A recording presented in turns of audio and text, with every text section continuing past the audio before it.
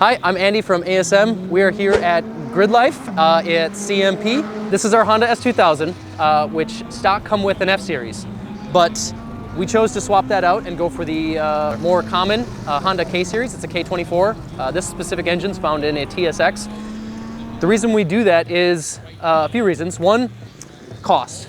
These K-Series engines are maybe $1,000, where the F-Series engines are used $4,000, $5,000, $6,000, not made anymore, hard to get parts. Second reason we use this engine is it makes more torque.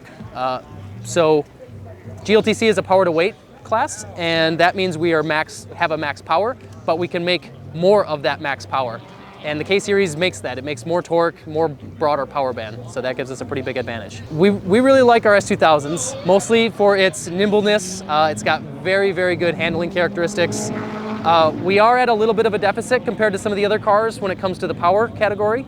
We have a lot of Corvettes, especially at this event, and they're using kind of a much larger engine that's been detuned down, so the power band is super flat, making like 250 horse from 2,500 RPM all the way to 7,500. So we struggle in a little bit of the power category on the straights, but in all of the corners, we are out-handling them. All right, so a little bit of chassis prep that all the cars need for GLTC. It needs to have a full cage, full safety stuff.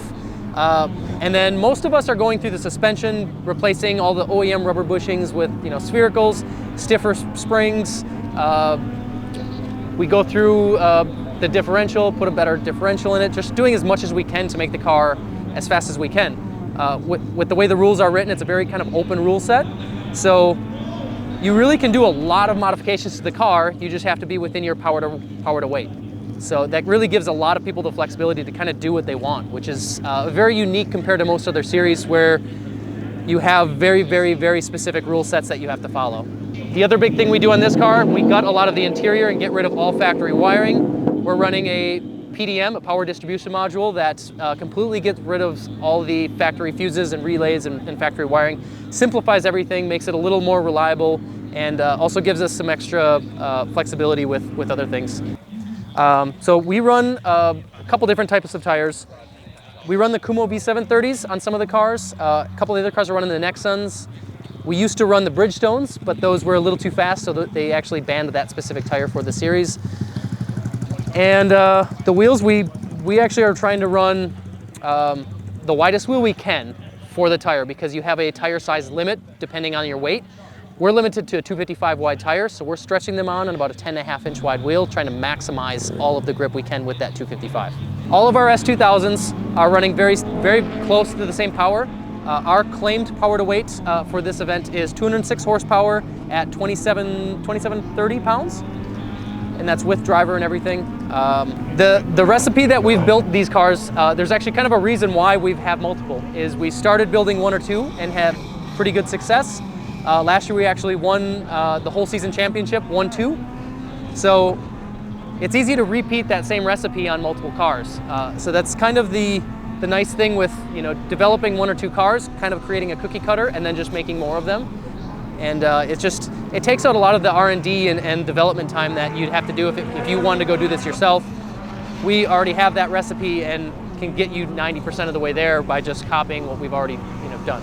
So the cost to get everything fully race ready, basically a top 10 type GLTC or maybe let's say a top level S2000 in GLTC is around $60,000 to $70,000. I do believe what we've done, our kind of collective effort has made it much easier. We chose to kind of, pool resources a bit. Instead of a single person trying to get their own truck, their own trailer, have all their own tools, all their own spares. I mean, that's a very, very hard effort, especially Grid Life now with how competitive it is. It is a lot. You have to have, honestly, I don't know how most people do it, because you have to be leaving on a Wednesday and you're not home till a Monday, and you're traveling literally 20,000 miles a year across the country. So the way we do it is we pool resources. We've got a bigger 5-place trailer and a 2-place enclosed trailer.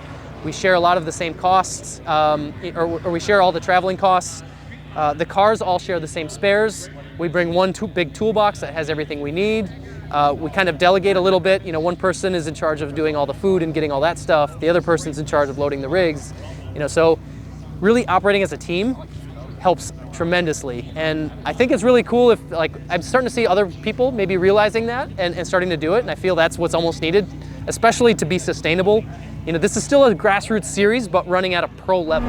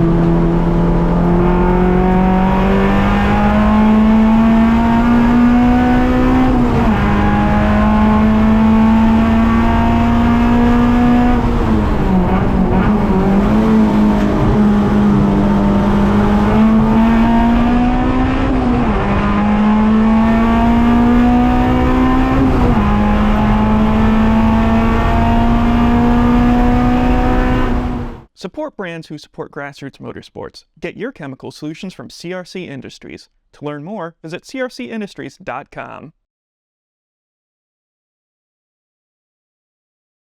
Want to see more content like this? Make sure to hit that subscribe button and like this video. And for more information, visit us online at grassrootsmotorsports.com.